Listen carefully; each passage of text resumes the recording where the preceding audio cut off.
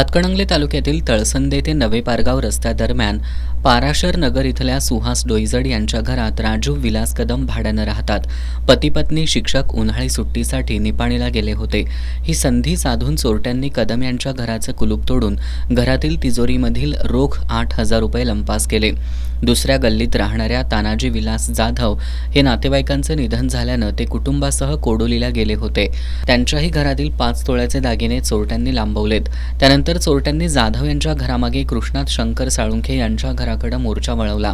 साळुंखे हे अक्कलकोटला गेले होते. चोरट्यांनी त्यांच्या घरातील 1 तोळ्याची सोनसाखळी, 3 ग्रॅमची अंगठी, चांदी असा ऐवज लंपास केलाय. आज सकाळी चोरीचा हा प्रकार निदर्शनास आला. चोरीची माहिती कळताच वडगाव पोलिसांनी घटनास्थळी येऊन पंचनामा केला.